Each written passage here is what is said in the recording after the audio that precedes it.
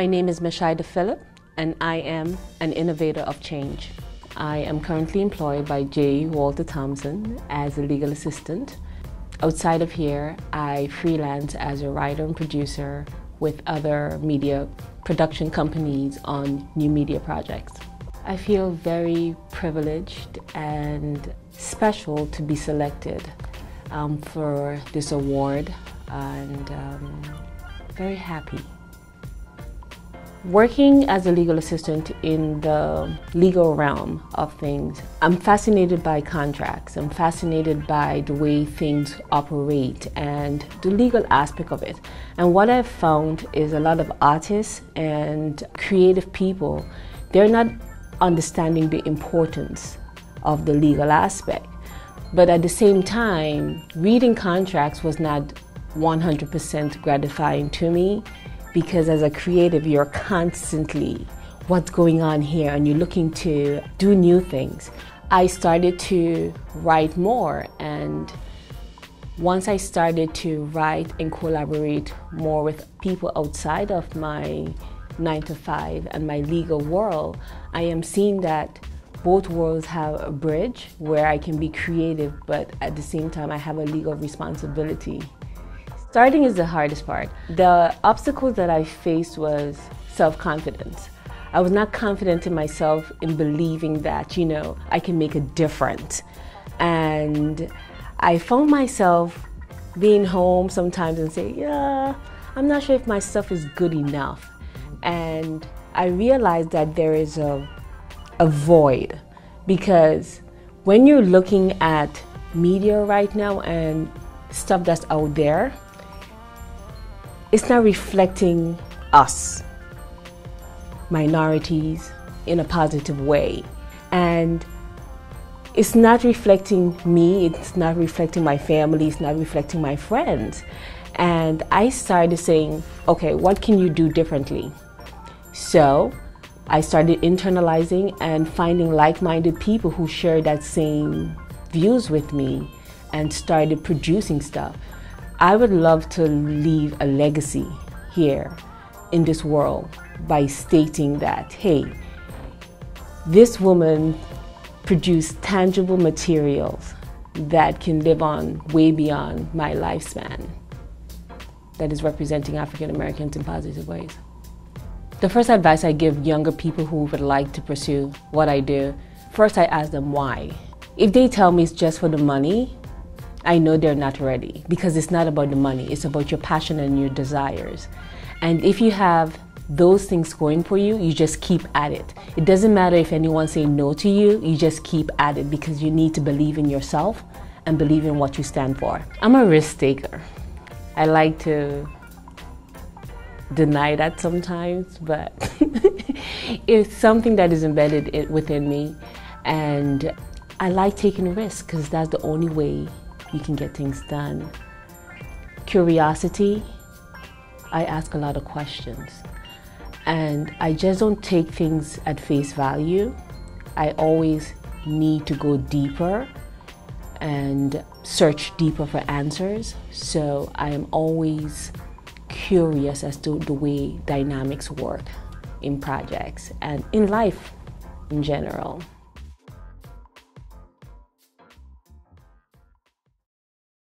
My name is Quintin Walcott, and I'm an innovator of change. Most of my friends and family call me Q. I'm the co-executive director of an organization called Connect. Connect, we do gender-based violence prevention work and domestic violence prevention work throughout New York City. I think, vision. Vision is very important. Having a vision and an idea, but the ability to really implement that, And when I say implementation, I think, really measuring what is success. Is it really reaching that vision and materializing that, or is it sometimes the process of getting to that vision where you're learning about yourself and that people can learn from as well, and if you do fall, you do stand back up and figure out what went wrong and kind of take that next step in a different way. There were many obstacles. One, it was like, I was a student activist. I did some activism in the community. So shifting from issues that concerned everyone to kind of what was perceived as a women's issue, domestic violence and gender-based violence was seemingly a women's issue, but I saw it as an issue that men had to deal with because men were committing most of the violence. So for me, it was a men's issue. And then, this idea of working with men and engaging men around violence prevention was very new, and there wasn't a lot of, money and time invested in it. So I felt that, that I can hopefully change that, and just from who I am as a man and a leader in my community in other ways, can bring more men to this field and hopefully expand the field in a way where not just 2 or 3 men in New York City were doing this work, so we could expand the network of men doing this. I think, the fact that I definitely, I have a saying, I try to save lives and educate minds. I think that's exactly what I'm doing, and that I'm impacting and modeling and mentoring for people who are coming after me. If somebody sees me as a leader or kind of like is motivated by my passion, that's the goal. And my thing is really to push people through transformation, transforming their attitudes and belief systems. And if I can do that creatively, have people in the process of doing that, then I think I've done my job. My motivation is really about, really sticking to it and following through on something no matter how long it takes. And everything that I do is really, we do it from a race, class, gender analysis. So we're talking about race when we're talking about sexism, we're talking about classism. All these different issues are all intermingled and connected. So I think it's really just the courage, the consistency, and the creativity, and creating spaces where you can communicate and listening, doing mostly the listening rather than dictating and telling someone how they should live their life.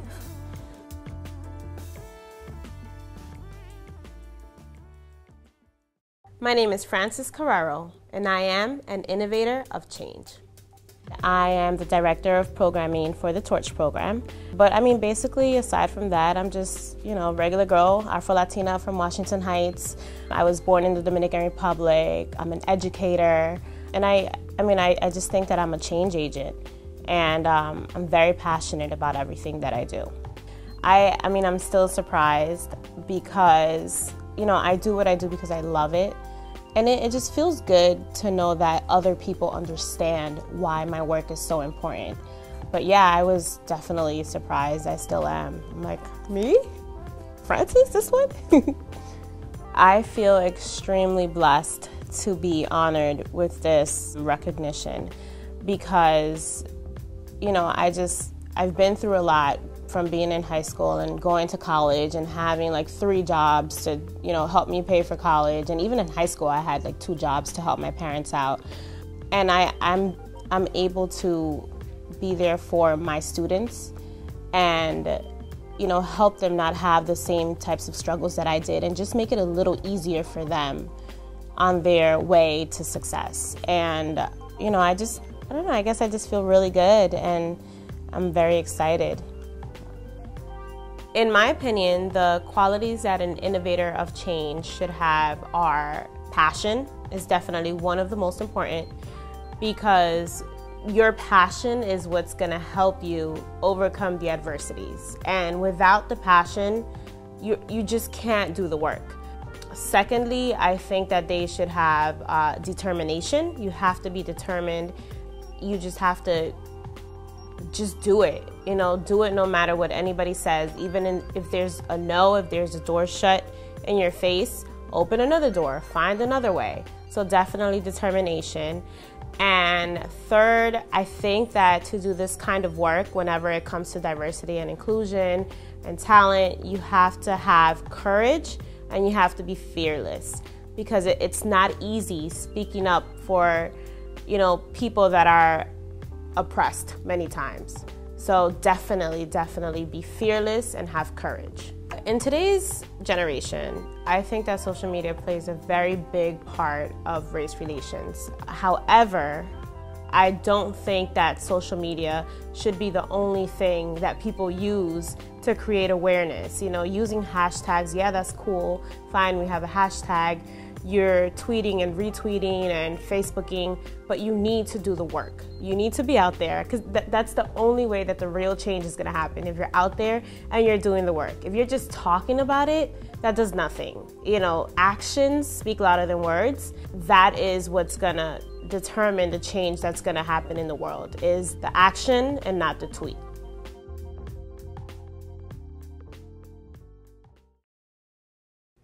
My name is Dr. Salinity Rajas, and I am an innovator of change. I am an assistant professor in the Department of Social Work within the School of Health Sciences and Professional Programs at York College of the City University of New York. In my role here at York College, I have the honor of teaching both students that have an interest in the profession of social work, and I teach the first course, and I enjoy teaching that course because they become really excited. My initial feeling was surprise to be selected as an innovator of change, and that was immediately followed by just humbleness and gratitude to my colleague who is an elder who was actually a recipient last year. My passion chose me. I think having the opportunity to have grown up in New York City housing development, Amsterdam projects, and a lot of my friends, did not make it, and just having gone through early traumatic experiences, the loss of my mom at 14, said to me, education is your way out. And so it was just like a very natural experience for me to kind of fall into what I do now in terms of both being a clinical social worker as well as an educator. I love to teach. I love to share knowledge. I love to help people transform. It's just very organic for me to help people reach their aspirations. So I think the least favorite things about what I do in higher education has more to do with just not enough time within a day, the importance of the legitimacy of the profession of social work, and helping people to understand the value of Black women in higher education. The secret to my success so far certainly is my ancestors. I'm always going to refer back to the opportunities that I'm afforded based on the doors that have been opened up and kicked open and knocked down by those that have come before me. My earlier years, my parents come from Alabama, they come from the South. I'm born and raised here in Harlem, and I now live in Queens. But all of that, everybody within the village had a part in who I am today. And I always am humbled and know the importance of saying thank you along the way. And I think that's who I am today because of the people who have come before me.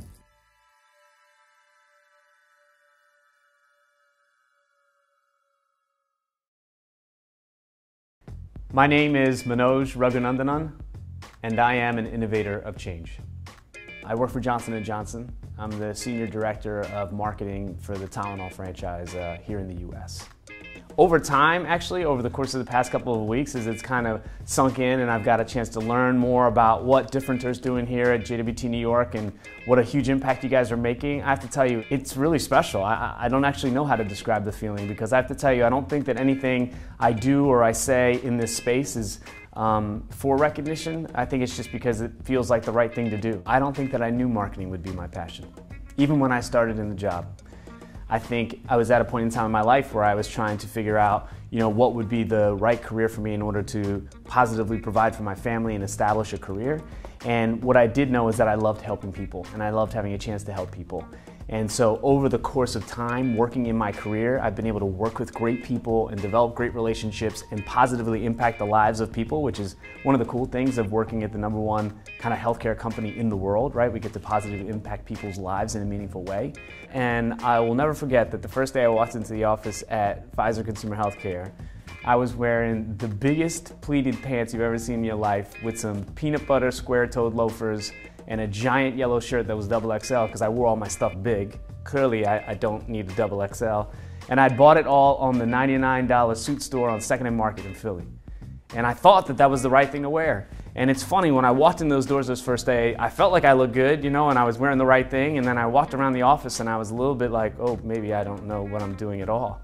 And I think over time, I was able to quickly understand what the environment was in corporate and what were some of the things that you could say or you couldn't say, or what were the best way to approach conflict maybe different than the ways that I had in the past, or what were the best ways to express your ideas, what were the best ways to make positive relationships and in a way that were genuine but at the same time beneficial. I think there was definitely a learning curve in all of that I had to get to know and understand, and those were difficult obstacles at first because I guess what I would say is I didn't know how to operate, if you will. I thought that I was smart enough and willing enough and hardworking enough, but there was a little bit of aspects of being successful in a corporate environment that were very difficult to overcome at first, and I think I'm still working on that and I'm still trying to get better every day, but I think to a degree I've been able to overcome.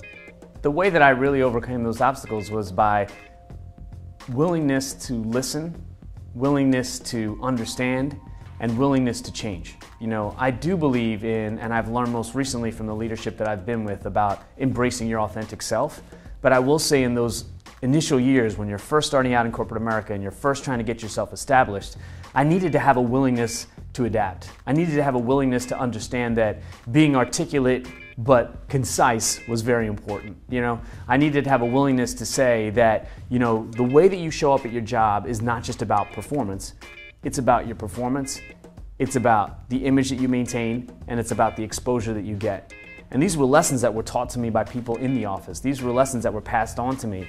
And as I learned to manage all three elements of that, and as I learned to kind of understand that there was things I needed to pay attention to or rules of the road, I think the more successful I became.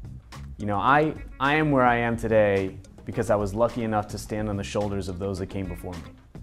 That's it. I mean, it's not an individual thing. It's not a Manoj was able to do by himself.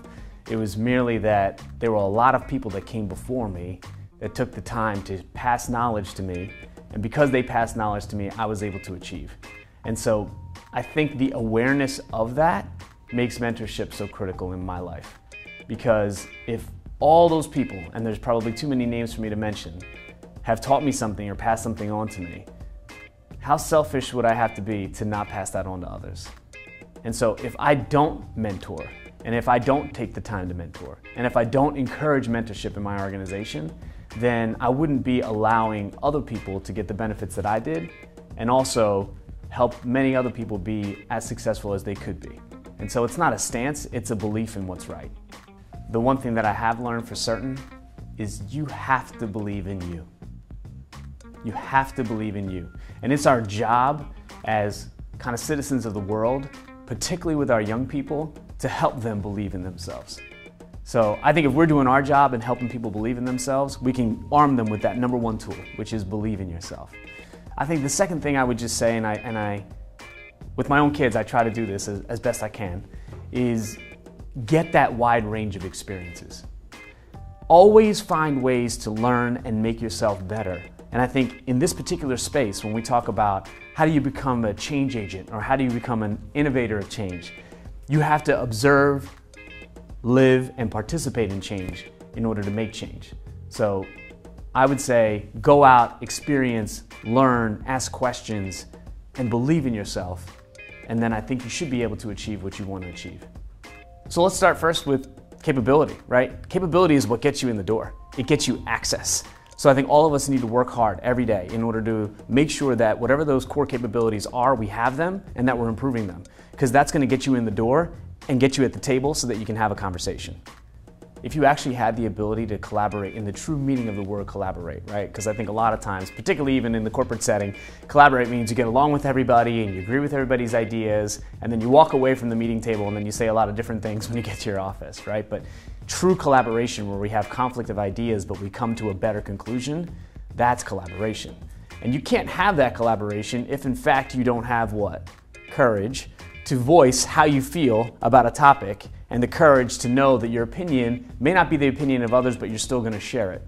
And I would venture to say that the courage that was required wouldn't come without first having the curiosity to find a different point of view.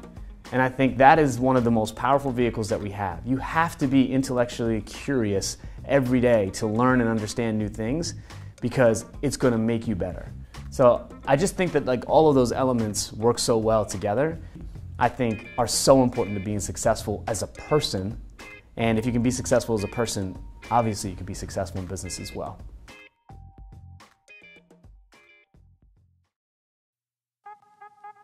Americans need to understand, or we need to hold something as a constant reminder as, hey, we're here to stay, and we need to showcase the positivity of our ancestors in the past, and to remind our children that are coming up right now that these people paved the way for you, so you need to pay attention to that.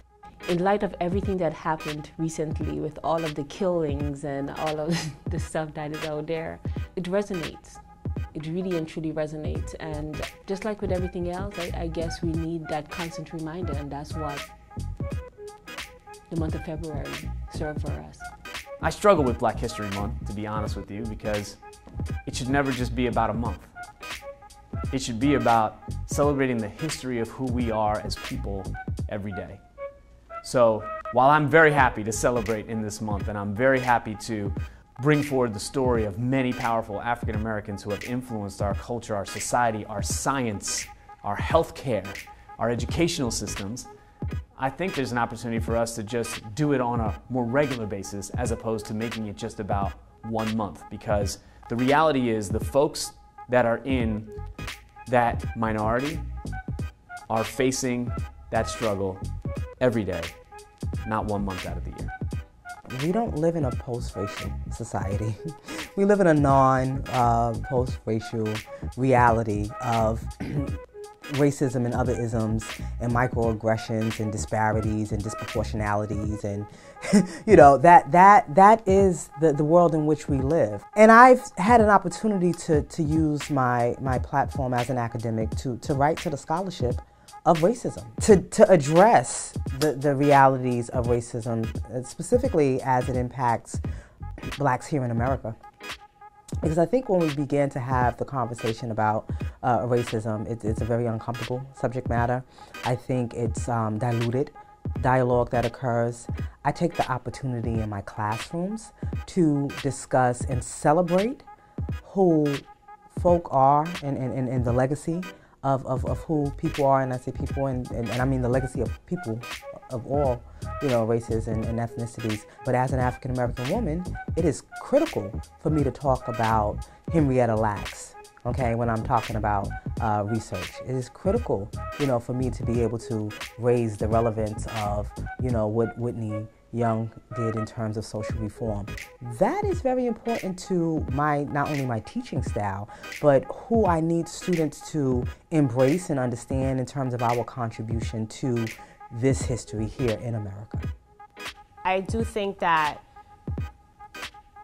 Black History Month is very important because, a lot of people take the time out to learn more about Black history, and it's not just about learning about, Martin Luther King or, everyone that's always out there. Rosa Parks is about learning about people like Nat Turner or Bayard Rustin, people that are not always out in the light and a lot of people don't know about, and they have a really big significance in the history. So it is important. It's very, very important, and it's essential for us to teach these things to our students, to our kids. Even today, there's not a lot of Black history classes in schools, and that's a problem. And I also think that it's a problem that I have my job, because it shouldn't be like that. Okay, there should be space everywhere for Black people, Latino people, Asian people, white people, people that come from everywhere. So, that's just my take on it. What makes me differenter is I know that I have not arrived. I'm never satisfied. I feel like I've made progress every day. I feel like I've moved forward every day. But I also realize when I put my head on the pillow each night that I have so much to be grateful for. I have so much that I've been blessed with, and I have a responsibility to ensure that I live into the last name that my father gave me, the talents that God blessed me with, and the skills that I'm fortunate to have. And so I'm different because I'm pretty sure I'll never actually arrive, but along the journey, I will celebrate it, I will enjoy it, I will learn from it, and hopefully I'll positively impact other people as well. What makes me differenter is I do it my way, and I believe that everyone has dignity and self-worth. What makes me a differenter is that I look at the world in a critical way, and I'm honest about what I see, and I'm courageous enough to make the changes necessary. And I practice what I preach, that makes me a differenter. And I'm really struggling. I struggle to do what I say. My goal in life is to change the way people view the world. What makes me differenter is that I have never let my failures or my downfalls determine who I am. What makes me a differenter? I am Grenadian American, and I am living the American dreams by traveling the world, being creative, and influencing people along the way. What we do here is go back.